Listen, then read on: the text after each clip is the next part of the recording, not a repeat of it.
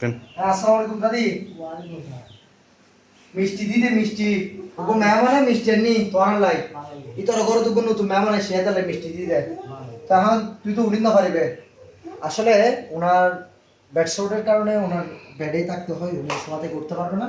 তাহলে আমরা বসাই তারপরে খাওয়াই, আর নাহলে তো লাঞ্চের সমস্যা হবে, লাঞ্চে চলে যাবে খাওয়ার কারণে আমরা কি করি বসাই খাওয়াই। তবে ওনার বেড শোটের কারণে এবং ওনার স্পাইনের সমস্যা থাকার কারণে উনি বসে খাইতে পারে না, ওনাকে এই অবস্থায় খাওয়াইতে হয়। দাদি ধরুন আস্তে আস্তে হন দোয়া করছো। ওনারও একই অবস্থা, ওনার ইনফেকশন আছে।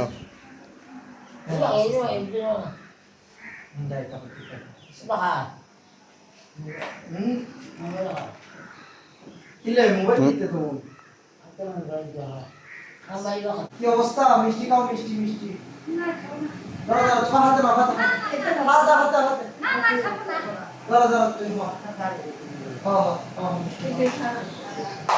মিষ্টি আছে।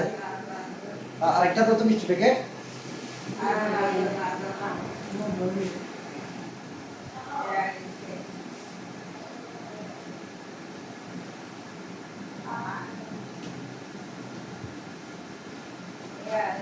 একটা নাও না, নাও না একটা নাও না, মেহমানে দিছে যে মেহমান নাও নাও না। কেন খাচ্ছ না? তুমি কি ডায়াবেটিস আছে তোমার? এই খাবে মিষ্টি, খাবে মিষ্টি। আস্তে আস্তে গিরে দিছেন ও দরম দরম ধর না না না ওনাদের দিয়ে যেটা আপনার লাগবে। আসসালামু আলাইকুম। ভালো আছেন না?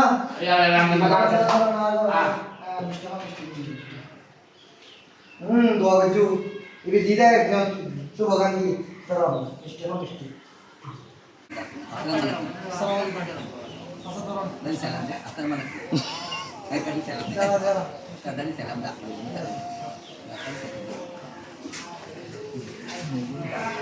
Wah, kayaknya seru dah.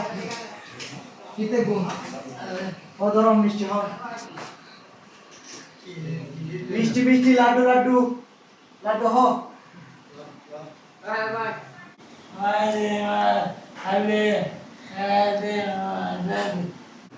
Dorong মিষ্টি খান। আস্তে আস্তে আস্তে আস্তে।